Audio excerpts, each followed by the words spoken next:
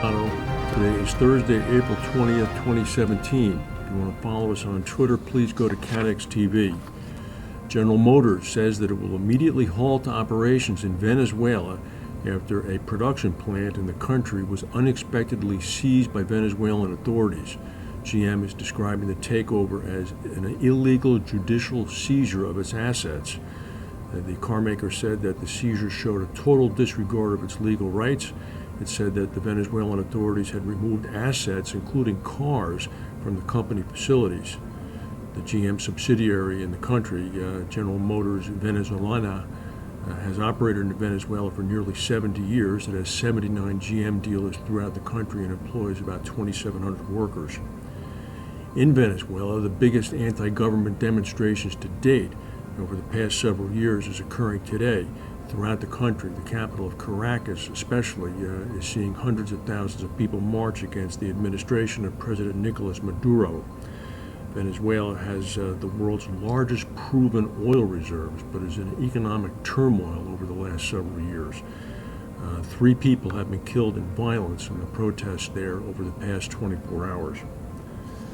American International Group is saying that the decision by the UK Lord Chancellor to adjust the so-called Ogden discount rate for payout to long-term personal injury victims and death victims is going to impact its operating profit by about $100 million in the first quarter.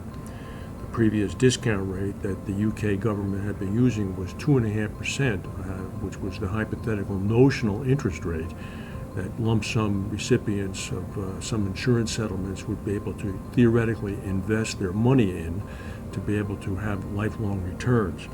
Of course, a 2.5% interest rate is rather fantastical these days in government-backed bonds, which is the safest investment that you can possibly have, which is what the whole rate is predicated on.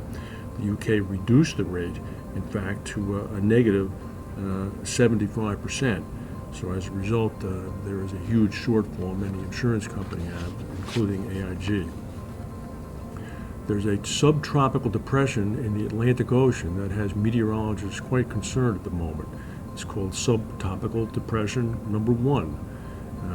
It's about 1,170 kilometers west-southwest of the Azores. It only has wind speeds of about 38, 39 miles per hour, but it's unbelievably early in the season for a weather system such as this to occur.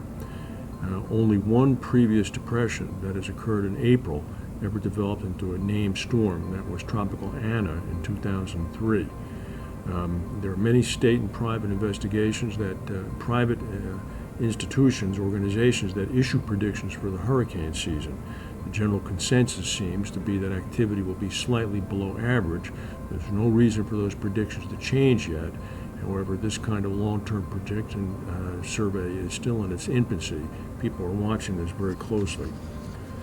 Another 14 people have been killed in another mudslide in Colombia. 20 are still missing. This occurred in western Colombia in the state of Manizales. The president of Colombia, Miguel Santos, is traveling there today.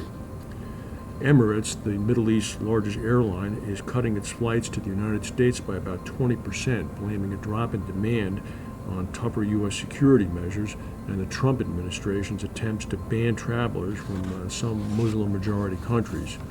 The Dubai government-owned carrier's decision is the strongest sign yet that new measures imposed on U.S.-bound travelers from the Middle East could be extracting a financial toll on Gulf carriers.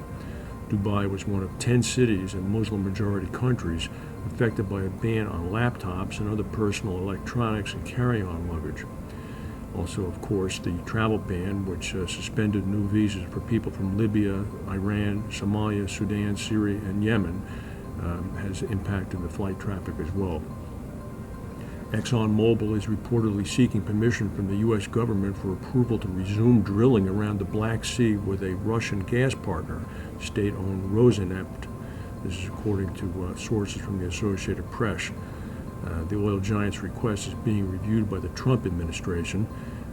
The drilling was stopped when sanctions were imposed by the U.S. government after the Russian invasion of Crimea. Of course, the former CEO of Exxon Mobil is Rex Tillerson, who's now the U.S. Secretary of State. He has recused himself from any discussions or decisions regarding this request.